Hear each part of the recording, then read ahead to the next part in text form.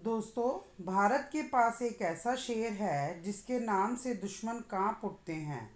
एक ऐसा हीरो जो खुद को खतरे में डालकर देश को सुरक्षित रखता है।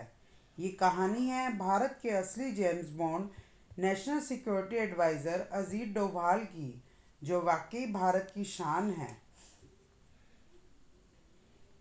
1945 में उत्तराखंड के एक छोटे से गांव में पैदा हुए अजीत डोभाल के पिता आर्मी में थे।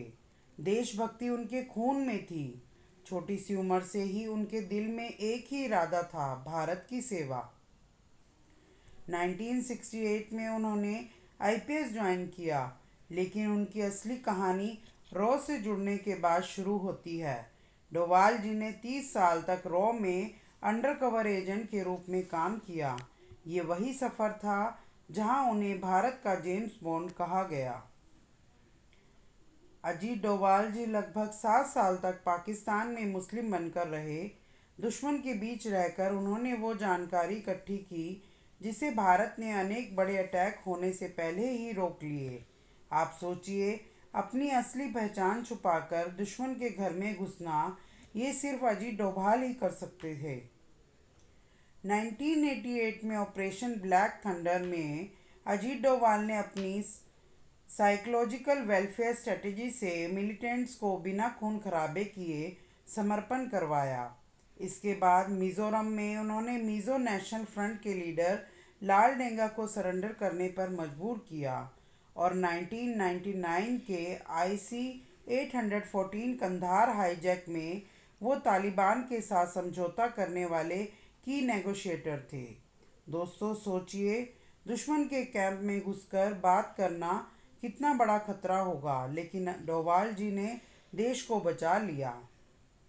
2014 में जब नरेंद्र मोदी जी ने अजीत डोभाल को नेशनल सिक्योरिटी एडवाइज़र बनाया, तब भारत की सिक्योरिटी स्ट्रेटजी का पूरा गेम बदल गया।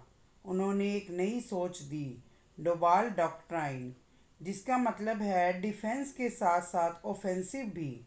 इस डॉक्ट्राइन के जरिए भारत ने 2016 में सर्जिकल स्ट्राइक किया, 2019 में पुलवामा के बाद बालाकोट एयर स्ट्राइक किया और डोकलाम स्टैंड ऑफ में चाइना को पीछे हटने पर मजबूर कर दिया। अप्रैल 2025 पहलगाम में आतंकवादी अटैक, 26 लोग शहीद।